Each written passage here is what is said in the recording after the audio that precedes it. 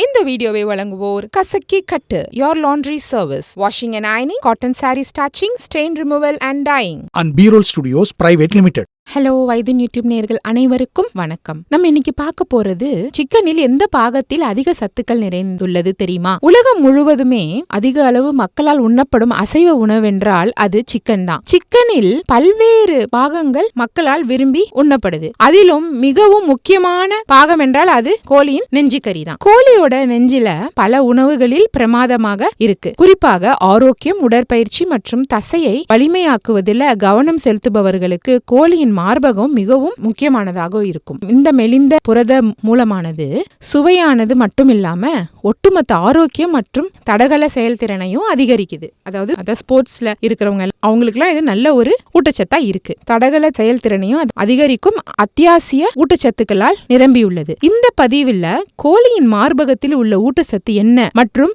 அது தசையை எப்படி வலிமையாக்குது என்று நம்ம தெரிந்து கொள்ளலாம். உயர் புரோட்டீன்ஸ், உயர் புரதம் கோழி மார்பகங்கள் அவற்றின் உயிர் புரத ஊட்டத்திற்கு புகழ் பெற்றவை. அவை தசை வளர்ச்சி மற்றும் மீளுருவாக்கத்திற்கு சிறந்த தேர்வாக அமைகிறது. 100 கிராம் வேக வைத்த கோழி மார்பகம் தோராயமாக 31 கிராம் புரோட்டீன் அதுல இருக்கு. தசை பழுது மற்றும் வளர்ச்சிக்கு இந்த புரோட்டீன் ரொம்ப முக்கியம். குறிப்பாக தீவிர உடற்பயிற்சியாளர்களுக்கு பிறகு இது நல்ல ஒரு பலனை அளிக்கும். புரதத்தில் உள்ள அமினோ அமிலங்கள் தசை திசுக்களின் கட்டுமானத்தை வலிமைப்படுத்த உதவுது. குறைவான கொழுப்பு சிக்கனின் மற்ற பாகங்களுடன் ஒப்பிடும் பொழுது கோழி மார்பகங்களில் கொழுப்பு குறைவாக இருக்கு. குறிப்பாக நிறைவுற்ற கொழுப்பு 100 கிராம் கோழி மார்பகத்துல சுமார் 3.6 கிராம் கொழுப்பு மட்டுமே தான் இருக்கு.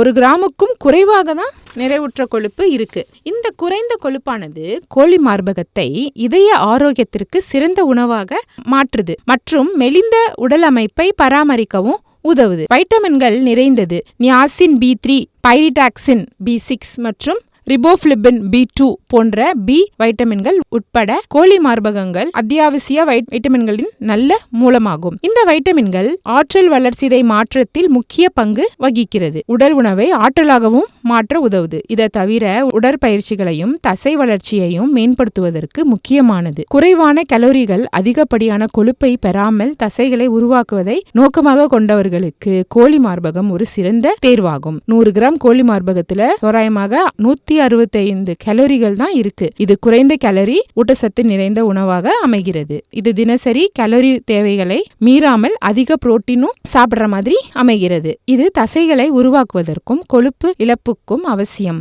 0 கார்போஹைட்ரேட்டுகள். கோழி மார்பகங்களில் கார்போஹைட்ரேட்டுகள் இல்லை. இது குறைந்த கார்ப் மற்றும் கீட்டோஜெனிக் உணவுகளுக்கு ஏற்றதாக அமைகிறது. இந்த உணவுகள் போதுமான புரதம் உட்கொள்ளுடன் இணைந்தால் தசை கட்டமைப்பிற்கு பயனுள்ளதாக இருக்கும்.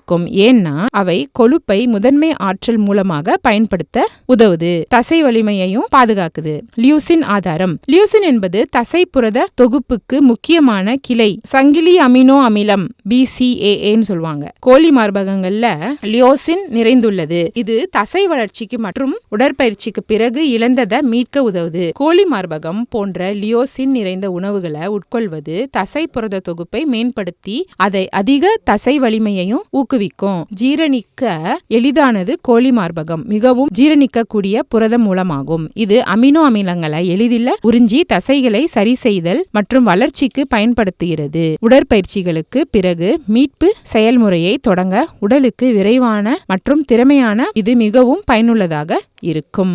நம்ம எப்படி இந்த சிக்கனை யூஸ் பண்றது இந்த வீடியோல பார்த்திருக்கோம். இந்த வீடியோ உங்களுக்கு பிடிச்சிருந்ததுன்னா லைக் பண்ணுங்க, ஷேர் பண்ணுங்க. மறந்துடாம வைத்தியன் யூடியூப் சேனலை சப்ஸ்கிரைப் பண்ணுங்க. அந்த பெல் பட்டனையும் கிளிக் பண்ணி வச்சுக்கிட்டீங்கன்னா நாங்கள் சென்ட் பண்ற எல்லா வீடியோவும் உங்களை உடனே சேரும்.